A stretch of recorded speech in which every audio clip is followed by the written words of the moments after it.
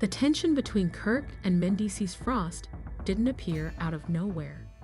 According to sources close to both, their relationship had always been strained, and it had been building for a while. While they gave the impression of being on good terms privately, they couldn't stand each other. It started months ago when Mendeecees made a comment during an industry panel. He casually mentioned that fame shouldn't cause you to lose sight of your identity at home when the conversation turned to safeguarding your legacy. Insiders suggest that this comment was aimed directly at Kirk. Given the rumors surrounding Kirk and Rashida's relationship, Kirk didn't take it lightly. A few days later, he was seen on Instagram Live making vague remarks about people trying to stay relevant. Mendeecees responded, saying, "If your house is made of receipts, don't throw rocks." After that, private messages started leaking. Kirk said he would address the issue privately, while Mendeecees stated that Kirk needed to be controlled, as his behavior was becoming reckless. The situation then escalated. And let down my whole life. Right? I had expectations, and everyone I had expectations let me down. And I didn't want this relationship ruined. Did you tell her that? I told her that, but did you really mean that? I didn't mean it. I didn't mean it. I ain't gonna lie, I didn't mean it. I wanted to see if she take the exit. Right. Like if he giving me sometimes I'm gonna take it. Sometimes you give someone an out and see if they take it. Yeah. And if they take it, that's what they really want to happen. Mendeecees claims that Kirk confronted him at a networking event at a rooftop lounge in Atlanta. Mendeecees says Kirk was aggressive from the start, invading his personal space and using harsh language. He says the altercation began when Kirk shoved him. Kirk offers a completely different version of events, stating that he acted in self-defense and that Mendeecees was the one who approached him. Until someone recorded the incident, it was just speculation. However, once the court reviewed the footage, everything changed. A security camera at the exclusive event, held at a rooftop club, captured the incident. Despite the presence of A-listers, TV crews, influencers, and stylists, no one expected what happened next.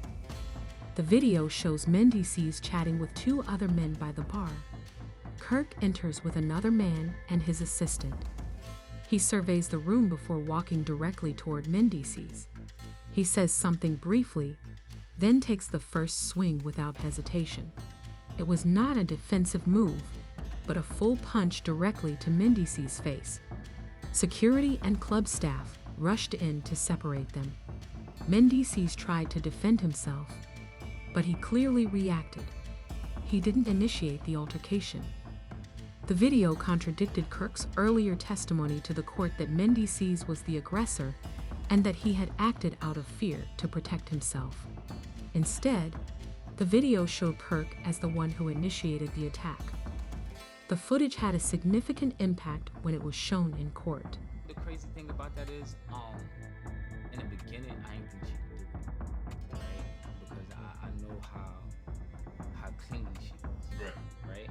And prior to me having this case, everyone's attention shifted to the screen when the court video was shown.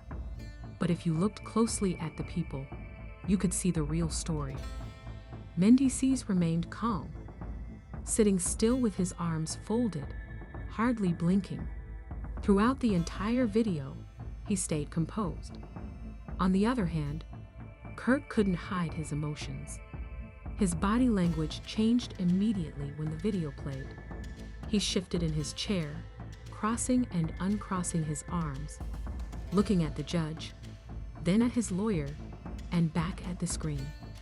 When it became clear that Kirk had thrown the first punch, the entire mood shifted. It was as if the courtroom was no longer the same. The atmosphere changed the moment. The video contradicted Kirk's previous statements. Those in the gallery were in shock. Whispers filled the room as everyone tried to process what they had just witnessed.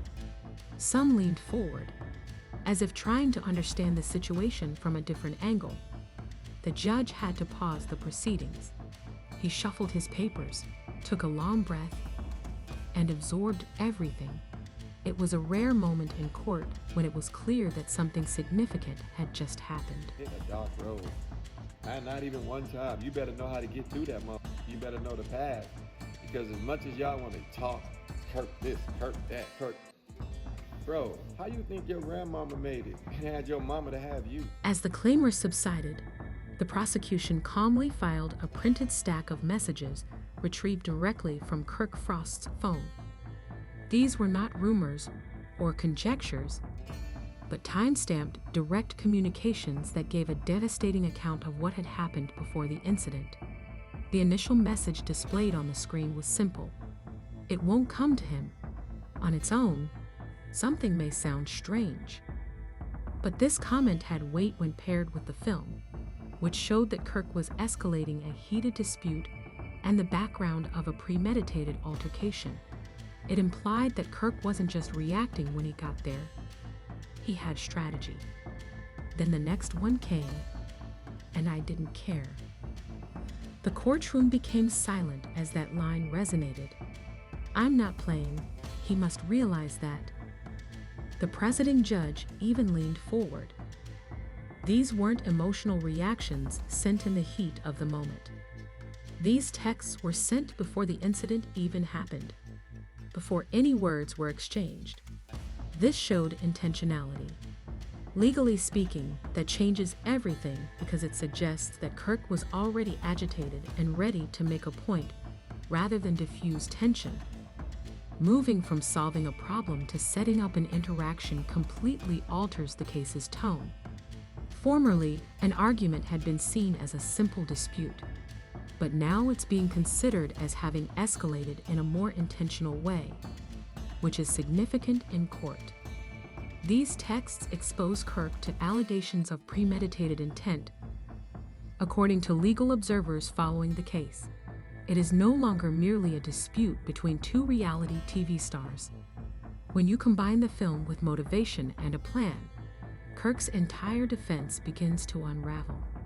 According to the prosecution, these communications clearly showed Kirk's deliberate intention to express his need for control rather than merely his feelings. And it is a dangerous area when you are being closely examined by the law. These messages gave Kirk the impression that he had seen a ghost, as if he were nervous when watching the video. Some of y'all might not know this stupid shit, but somebody really in the comments, the shade room is definitely always gonna have them, you're gonna get it, you're gonna put that work in over there. But the messages were read aloud, and all eyes were on Kirk. There was no longer the usual confidence. He shifted positions and turned away from the jury. His hands were tense. After seeing the video, he clearly lost any confidence he had left. You could see him folding. The jury, too. Several people leaned forward.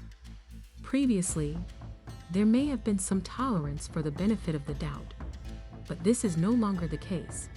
Kirk's attorneys will have to work harder to prove their case, according to legal experts. When the second message was read, a juror even furrowed his brow.